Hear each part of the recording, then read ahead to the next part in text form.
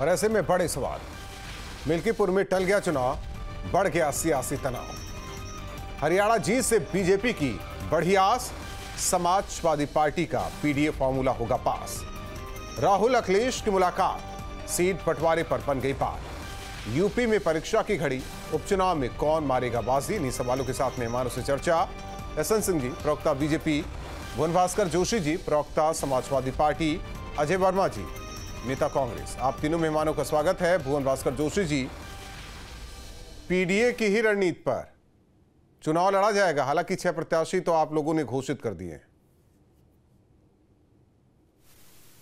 देखिए राहुल जी, जो 2024 के चुनाव में सामाजिक न्याय की लड़ाई थी, जाति जनगणना की मांग थी और पीडीए के सूत्र से हम लोग आगे चले थे।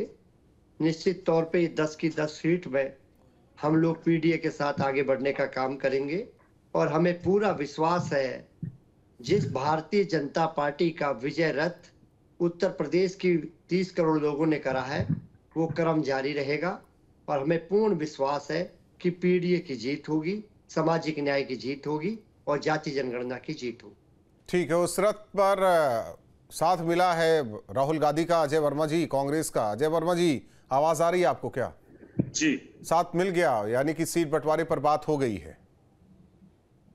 राहुल राजपूत जी, अभी आपकी बात है कि साथ मिल गया। हम लोग अलग ना थे ना हैं। चुनावी गठबंधन हमारा लोकसभा के लिए हुआ और हमारा बाई इलेक्शन के लिए और आने वाले 27 के लिए। अब आप और मीडिया कुछ भी उसको करता रहे तो ये तो स्वतंत्र है, भारत करना चाहिए। और आप लोगों का मैं तो सवाल पूछ रहा था, अगर बुरा लगा तो उसके लिए माफी चाहता हूं मैं आपसे। नहीं, सीट गठबंधन पे अब हम चाहे 2 पे लड़े या 1 पे लड़े या 3 पे लड़े या 4 पे लड़े या ना लड़े, ये हमारे हाई कमान का निर्णय। हमें कोई दिक्कत नहीं है, कोई गुरेज नहीं है, कोई परहेज नहीं है। मुद्दा ये है कि इन भ्रष्टाचारी ताकतों को, बांटने वाली ताकतों को, काटने वाली ताकतों को, बेरोजगार करने वाली ताकतों को, व्यापार खत्म करने वाली ताकतों को और रोजगार छीनने वाली ताकतों को, महिलाओं पर अत्याचार करने वाली ताकतों के खिलाफ लड़ाई है हम लोगों की। और हम उस लड़ाई को निश्चित तौर पर भगवान श्री राम के आशीर्वाद से, माता रानी के आशीर्वाद से और देवतुल्य वोटर के आशीर्वाद से जीतेंगे। और हमारा कार्यकर्ता बूथ पे काम कर रहा है, कांग्रेस का हो या समाजवादी का हो या हमारे अन्य गठबंधन का। हाँ, लेकिन एक और चीज है जो होनी नहीं चाहिए। चुनाव आयोग ने आज तक भी उन हमारी 20 कंप्लेंट का हरियाणा में कोई जवाब नहीं दिया है और परसेंटेज ऑफ द वोट्स की जब बात आती है तो उसका भी नहीं बताता है। तो मैं समझता हूं कि अपनी छवि सुधारनी चाहिए चुनाव आयोग को, जैसी छवि पहले थी टीएन सेशन के टाइम। लोग आते रहते हैं, जाते रहते हैं। चुनाव आयोग आज कोई अफसर है, कल दूसरा आएगा, ऐसे ही आज कोई मुख्यमंत्री है, कल दूसरा आएगा। लेकिन ये चीजें याद रहती हैं इतिहास में कि कब कौन किसी ने क्या कहा था। जैसे चंगेज खान ने, मोहम्मद गौरी ने क्या करा था, वो सब इतिहास की चीजें थी। तो ऐसे ही इन्हें मोहम्मद गौरी और चंगेज खान जो लोग बनना चाहते हैं वो ना बने, वरना इतिहास ने हमेशा याद रखेगा। औरंगजेब भी है और हिटलर भी है, तो इसलिए इन सबको ध्यान रखना चाहिए। सत्ता आती रहती है। एसएन सिंह जी, देखिए वो तो पीडीए के दम पर चुनाव लड़ रहे हैं इस बार भी। 24 में जो हुआ इस बार भी करेंगे। साथ में कांग्रेस है, भले उसको ना पूछा जाए मध्य प्रदेश में, ना पूछा जाए हरियाणा में, ना पूछा जाए राजस्थान में, लेकिन जब जब यूपी में कुछ चुनाव होगा तो समाजवादी पार्टी कांग्रेस के साथ रहेगी। पीडीए के साथ वो चुनाव लड़ रहे हैं। रणनीति क्या, कि हरियाणा वाली रणनीति यहां अपनाई जाएगी? नहीं, देखिए राहुल जी, भारतीय जनता पार्टी तो विकास के नाम पर चुनाव लड़ती है और हमने कहा ना बटेंगे, ना कटेंगे, ना घटेंगे। तकलीफ बढ़ गई। अभी पीडीए की बात आपने कहा, एक परिवार वाली पार्टी एक समाजवादी पार्टी बनाती है जो परिवार के डेवलपमेंट के लिए एक अथॉरिटी बनाती है।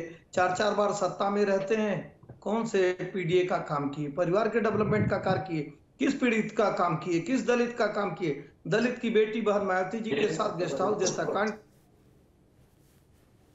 मूर्तियां तोड़े, दलितों की मकान को जलाए। कौन सी पीडीए की बात करते हो? ये पीडीए दूसरा है। ये पीडीए परिवार डेवलपमेंट अथॉरिटी है। अभी पीडीए माने पिछड़ा और पीड़िता दोनों अयोध्या में थी, उसके खिलाफ खड़े हो गए। जानते राहुल जी, सब छोड़ के राहुल गांधी जी और अखिलेश जी वो अल्पसंख्यक को अपना लिए। अब जानते हैं, देखिए आपके चैनल पर समाजवादी पार्टी बार बार कहती है हमको तो बहुसंख्यक का वोट नहीं चाहिए, हमको तो सवर्णों को गाली देना है, राजपूत को गाली देना है, ब्राह्मण को गाली देना है, बाकी लोगों को गाली देना है और बात पीडीए की करेंगे। क्या पीडीए में जो पिछड़ा होता है वो आदरणीय प्रधानमंत्री जी नहीं है? क्या जो मध्य प्रदेश के मुख्यमंत्री हैं वो पिछड़े में नहीं है? क्या दलित की बेटी जो देश की करना, इसलिए परिवार डेवलपमेंट अथॉरिटी बनाना है। अब बहुत अच्छी बात अजय जी ने कहा कि हम उसी पर चलेंगे। भाई हम झूठ बोलते रहेंगे, हम कहेंगे संविधान खतरे में है, लेकिन संविधान खतरे में कर्नाटक में हो जाता है इन्हीं की परिवार की, इन्हीं की पार्टी की एक नेता की बेटी के साथ अभद्रता हो जाती है। वहां नहीं बोलेंगे, कहेंगे महंगाई एक मुद्दा है, लेकिन इनकी कर्नाटक की सरकार में 4 बार डीजल पेट्रोल के दाम, बिजली के दाम, बसों के दाम, सारे दाम बढ़ाए जाते हैं। और चौथी बात, सटा राज हिमाचल है। लोगों ने देखा कहां गया इनके कानून का राज, कहां गया इनके भ्रष्टाचार से लड़ने वाली बात, वहां तो हाहाकार मचा है। निश्चित तौर पर भारतीय जनता पार्टी की सरकार में उत्तर प्रदेश एक मजबूत अर्थव्यवस्था बनी है। आज देश के अर्थव्यवस्था में दूसरी अर्थव्यवस्था उत्तर प्रदेश है। आज सबसे ज्यादा एक्सप्रेसवे वाला अगर कोई प्रदेश है तो उत्तर प्रदेश है। डिफेंस कॉरिडोर वाला प्रदेश, रैपिड रेल वाला उत्तर प्रदेश, आज विकास का उत्तर प्रदेश है। इस नाते विकास को लोग वोट करेंगे।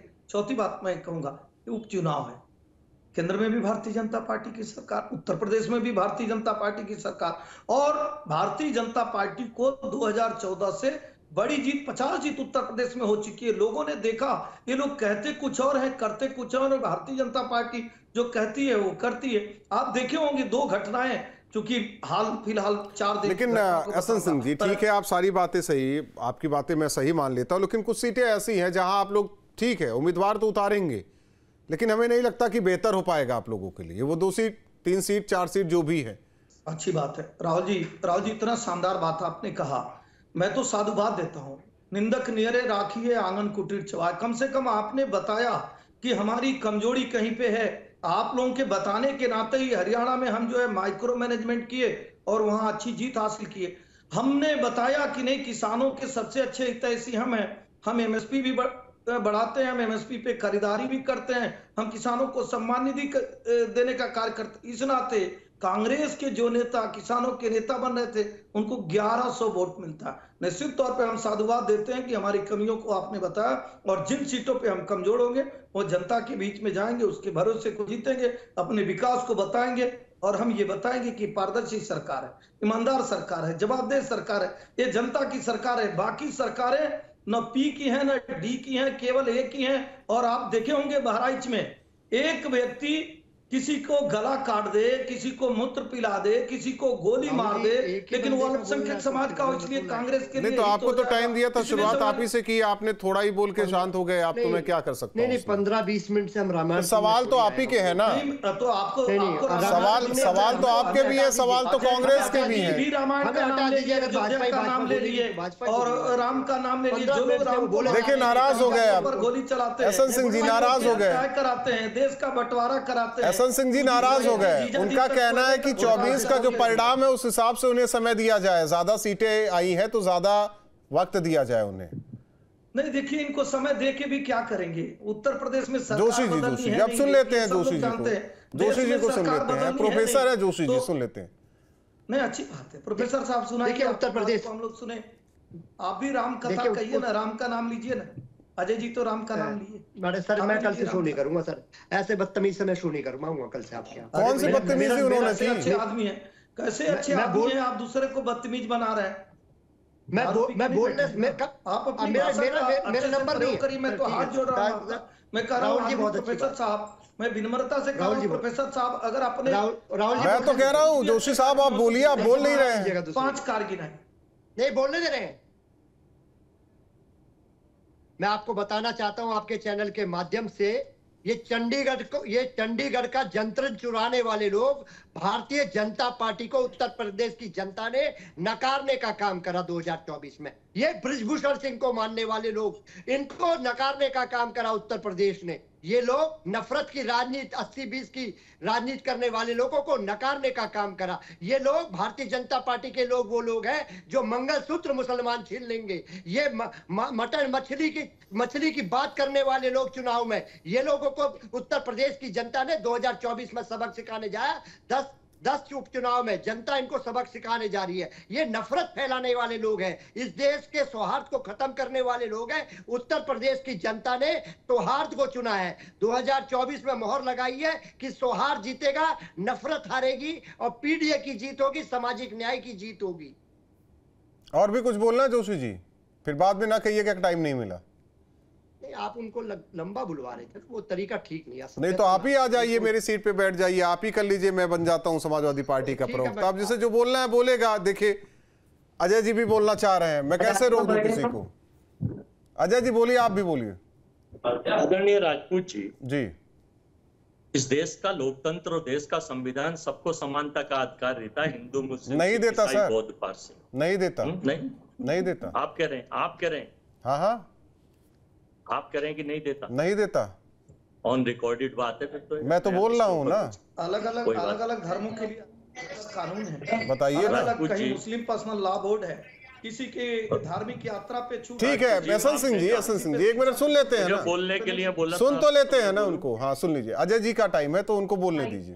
राजपूत जी, बहराइच की घटना में किसी धर्म स्थल के बाहर जब माँ की गाली का वीडियो आप चलाएंगे हिंदू धर्मांतरों के वेश में भगवा वस्त्र पहनकर, तो आपके धर्म के मंदिर के सामने कोई माँ बहन की गाली आपके धर्म को देगा तो क्या आप दंगे में आपके नहीं। राहुल गांधी तो कह गए कि वो जब हो रहा था राम मंदिर का उद्घाटन तो वहां नाच गाना चल रहा था। नहीं, नाम किसी ने कुछ बोला क्या? बहराइच के बताइए। ये चुनाव जीतने के लिए जो देश का सोशल फैब्रिक खत्म करके अपने गुंडे छोड़ देते हैं भाजपा के लोग, और वहां गंदी गाली का वीडियो चलवाते हैं किसी धर्मस्थल के सामने और किसी का झंडा उतरवा के अपना झंडा लगवा देंगे, तो इस देश की सामाजिक समरसता का क्या होगा? गुंडाई समरसता गुंडाई कुछ समय तो चलती है लेकिन परमानेंट नहीं चलती। हिटलर की, स्टॉलिन की, सद्दाम हुसैन की और राजकुमार आर्कड्यूस की, मुसोलिन की और फ्रांस का नेपोलियन बोनापार्ट की, इन सबकी चली थी लेकिन काले इतिहास में इनके नाम दर्ज हो गए। और अब जब लोकतंत्र है भारत का, या तो संविधान बदलिए, 2014 से जो घोषित कर्फ्यू लगा हुआ है पूरे देश में उसे बदल के, या तो संविधान बदल के ऐसे घोषित कर दीजिए। अगर आप में 56 इंच के हिंदू राष्ट्र घोषित कर दीजिए, भागवत जी ने तो कहा ही है, अगर संविधान के हिसाब से हिंदू राष्ट्र है तो घोषित कर दीजिए फिर, और उसके बाद फिर जो आपको करना है करते रहिए, जनता अपने आप जवाब दे देगी। ठीक है एहसन सिंह जी, अब मैं पूछूं या कुछ और भी बोलेंगे? बोल रहा हूँ, जब तक यहाँ भारत में लोकतंत्र है और संविधान है तो संविधान के हिसाब से काम करिए, बांटिए काटिए मत। ठीक है एहसन सिंह जी, जवाब दे दूं। राहुल जी इनसे पूछिए कि जब ये लोग कहते हैं कि भगवान राम तो होते नहीं, कौन गला काट दिया? मतलब कोई व्यक्ति गलत कार्य अगर किया है तो आप उसको पकड़ के पुलिस को देंगे या आप गला काट देंगे, गोली चला देंगे? कैसी जस्टिफाई कर रहे हैं? ये भी ऑन रिकॉर्ड है। कांग्रेस के प्रवक्ता ने कहा कि उसने गलत किया इसलिए उसके साथ हुआ। 100 बार रामचरितमानस की प्रतियां समाजवादी पार्टी के नेता जलवाते हैं, किसने जाके उनका गला काट दिया? भारत माता को डायन समाजवादी पार्टी के नेता ने कहा, किसने जाके उनका गला काट दिया? और कांग्रेस के लोगों ने हिंदुओं को हिंसक कहा, हिंदुओं को आतंकवादी कहा, किसने उनका गला काट दिया? अगर किसी को कोई दिक्कत है तो संविधान के दायरे में आप जाकर पुलिस में उसकी शिकायत करेंगे, कोर्ट में कंप्लेन करेंगे। जानते हैं राहुल जी क्या हो गया? कांग्रेस ये तय कर रखी है कि संविधान मेरे लिए बना, बाबा साहब आपके लिए नहीं बनाया, आप भूल कर रहे हैं। ये संविधान सबके लिए, जहां इनकी सरकार बनती है वहां ईवीएम ठीक, जहां इनकी सरकार नहीं बनी ईवीएम खराब, जहां इनकी सरकार बनी वहां लोकतंत्र, बाकी जगह हिंडनबर्ग ठीक होता है। मतलब देश की संवैधानिक संस्थाएं खराब है। आज जानते हैं क्या होता है? कई लोगों को मानसिक विकार होता है। शारीरिक जो रोग होता है ना वो तो राहुल जी दूर हो जाता है, लेकिन जो मानसिक रोग होता है ना उसको ठीक करने के लिए जनता के पास दवा होती है, और वो लगातार दवा दे रही है जनता। इनको दिखाई नहीं दे रहा है, नहीं इनको पता चल पा रहा है। कश्मीर में भी इनकी क्या हालत हो गई और हरियाणा में तो हो ही गई। उत्तर प्रदेश में कांग्रेस के सूर्य को उदय हुए मैं तो अपने जीवन कालखंड में नहीं देखा कि कांग्रेस की भी सरकार थी। अब मैं आता हूं भारतीय जनता पार्टी के। भारतीय जनता पार्टी 370 समाप्त करेगी तो भी विरोध करेंगे, 3 तलाक पर कानून ले आएगी तो भी विरोध करेंगे, अगर संवैधानिक संस्थाओं को बनवाएगी, कहीं पार्लियामेंट बनेगा, उनका कहना है कि आप जो सोशल फैब्रिक है ना उसको आप लोग दरकिनार कर रहे हैं, जो समरसता है ना। अब देखिए वो आप लोग काट के बांट के वोट पाते हैं, अब वो सब तो सामाजिक समरसता की बात करते हैं, सोशल फैब्रिक उनमें ज्यादा बना रहता है। राहुल जी 10 सेकंड फिर मैं नहीं बोलूंगा। अभी आपने कहा, इन्होंने पूछा कि इस देश में कहां 2 विधान है। आप बताइए, एक लोगों के लिए मुस्लिम पर्सनल लॉ बना, एक लोगों के शिक्षा पे छूट मिली, एक के लिए नहीं। एक लोगों के मंदिरों का पैसा सबको जाएगा, एक का नहीं। एक लोगों की धार्मिक यात्रा पे 2 लाख रुपया दिया जाएगा, दूसरे को नहीं। एक आदमी अपने धर्म की शिक्षा पढ़ा सकता है, दूसरे को नहीं। ये नहीं है, डिस्क्रिमिनेशन नहीं है। एक लोग आपकी जमीन को कह दें कि ये जमीन हमारी है, तो कोर्ट भी उसी का, जज भी उसी का, गवाह भी उसी का, और शिकायत करता जाए कहां? तो ये सारे काम कांग्रेस ने इसीलिए किया कि उसको देश में विभाजन करना था। नहीं तो आजादी के एक दिन पहले तक राहुल जी सब लोग वंदे मातरम, भारत माता की जय और तिरंगा लेकर चल रहे थे। लेकिन ये जो डायरेक्ट एक्शन है ना, ये डायरेक्ट एक्शन क्यों शुरू हुआ? क्योंकि डायरेक्ट एक्शन वालों को पता है कि हम कुछ भी कर देंगे। नहीं, गए थे ना वो उनके साथ तो गए थे, जोगेंद्रनाथ मंडल भी गए थे उनके साथ, वो भी गए थे सामाजिक समरसता बनाने के लिए, फिर उनको भारत वापस आना पड़ा। क्या हुआ? आना पड़ा। उनका क्या हुआ पता नहीं। अब अजय जी जानते हैं। अजय जी उसी सामाजिक समरसता की बार बार बात कर रहे हैं। देखिए राहुल जी, अभी मेरे बीजेपी के प्रवक्ता भाई कह रहे थे कि साहब मैंने अपने जीवन में कांग्रेस की सरकार देखी नहीं। क्या 33 और 34 साल की उम्र है? 80 से लेके 89 तक कांग्रेस की फुल फ्लेज सरकार उत्तर प्रदेश में थी, 84 से लेके देश में थी, और फिर 2 बार ध्यान नहीं रहा, बहुत छोटा सा था। तो 33 का 30 साल के जवान नहीं, तो इमरजेंसी में पकड़े नहीं गए ना आप, इसीलिए ध्यान नहीं। 30 साल नहीं, नकली डिग्री और नकली सर्टिफिकेट नहीं बनाया होगा इन्होंने। असली है मोदी जी नहीं है, या सच्चे बीजेपी के कार्यकर्ता है। नहीं, देखिए नकली कौन असली कौन है, इस पे जब आएंगे तो आदरणीय सोनिया जी ने खुद कहा, उनके वकील ने कहा कि उनका क्रिश्चियन जो माइनॉरिटी से आते हैं, जाने दीजिए, छोड़ दीजिए। एसएन सिंह किया गया जो अजय जी कहाँ गए आप? पर FIR किया गया, उसमें वो क्रिश्चियन बताती हैं। तो सोनिया जी का बेटा, अजय जी चर्चा में है आप? अजय जी, सोनिया जी का बेटा हिंदू कैसे हो गया? सोनिया जी क्रिश्चियन और बेटा हिंदू कैसे हो गया? अजय जी आप डिफाइन करके चलिए। हेलो, क्या बोल रहे? सोनिया जी, मैंने आपको टोका नहीं था। अरुणा गोस्वामी जी के, देखिए टाइम अप हो रहा है। एसएन सिंह जी, एक मिनट,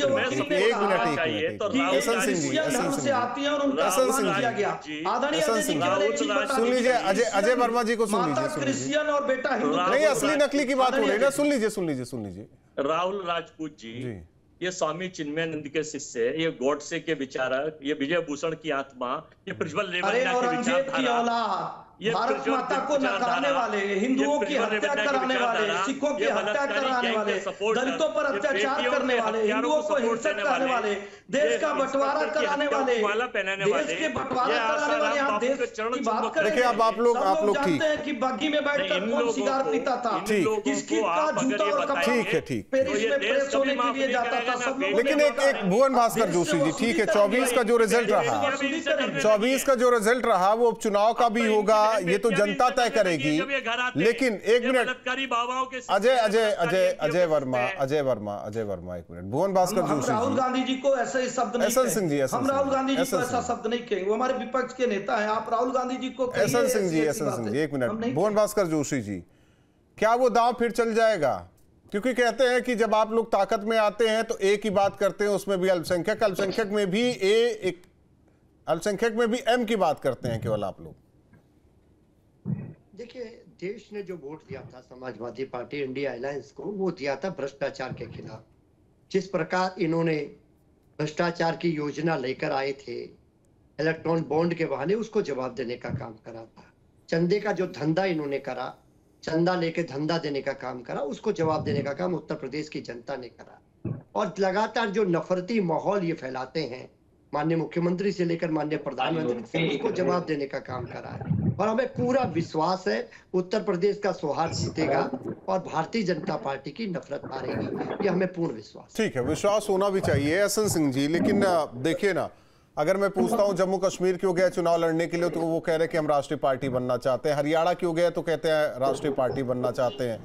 लेकिन बार बार साथ ले लेते हैं, तो क्या कांग्रेस को प्रादेशिक पार्टी बनाने की कोशिश हो रही है क्या? देखिए राहुल जी ना, हमारे यहाँ कहा जाता है कर्म प्रधान विश्व कर राखा, जो जस करे सो तस। पता नहीं दोनों लोग को समझ में आएगा कि नहीं संस्कृत में। भारतीय जनता पार्टी और समाजवादी पार्टी कमोबेश 2-4 साल पहले बनी हुई पार्टियां हैं। लेकिन आप देखिए, भारतीय जनता पार्टी का आज बहुत सारे राज्यों में और देश में तीसरी बार सरकार बन रही है। अभी ये बात कर रहे थे अपराधियों की, आप बताइए अपराधियों से तो मैं तो साधुवाद देता हूं। मैं तो कहता हूं समाजवादी पार्टी के लोग अच्छे हैं, जीवन के साथ भी और जीवन के बाद भी। जीवन के साथ अगर एक अपराधी आकर नोएडा अथॉरिटी के चेयरमैन को पीटता है तो मुलायम सिंह जी खड़े रहते हैं, और एक अपराधी अगर मर जाता है तो भी उसके घर जाके फतिया पढ़ते हैं, उसको मानी बनाते हैं जीते जी, और नहीं रहने पे भी सम्मान देने का कार्य करते हैं। तो समाजवादी पार्टी को सब लोगों ने देखा है कि भाईचारे के नाम पे सिंह का समर्थन, भाईचारे के नाम पे अपराधियों को छोड़ना, आतंकवादियों को छोड़ना, ऐसा कार्य करते हैं। आज चुनाव इस बात का हो रहा है कि हिंदू तो आप ऐसे कैसे आरोप लगा रहे हैं कि उन्होंने हत्या करवाई? हमेशा समाजवादी पार्टी के लोग एक विशेष धर्म के साथ खड़े होकर ये कहते ठीक है, चलिए आप तीनों मेहमानों का बहुत बहुत धन्यवाद हमारे साथ जुड़ने के लिए। उपचुनाव का बिगुल बज चुका है, 9 सीटों पर वोटिंग होनी है और ऐसे में अब आरोप और प्रत्यारोप का दौर जारी होगा। जहां एक तरफ गठबंधन का कहना है कि पीढ़ी के दम पर जो 24 का नतीजा रहा कुछ ऐसा ही करिश्मा करने की कोशिश करेंगे, लेकिन वहीं हरियाणा जीत के बाद बीजेपी का हौसला हाई है और यही कहा जा रहा है कि हरियाणा वाली रणनीति यहां अपनाई जाएगी, यानी कि कटोगे तो बटोगे। सवाल इस बात को लेकर है कि जिस सामाजिक समरसता की बात गठबंधन की तरफ से कही जा रही, क्या वाकई उनके सरकारों के दौरान वो रही है, या जो रणनीति अब बीजेपी अपनाएगी क्या वो 24 के चुनाव की हार का बदला इस उपचुनाव में पार्टी ले पाएगी? ये भी देखने वाली बात है। दो टूक में इतना ही।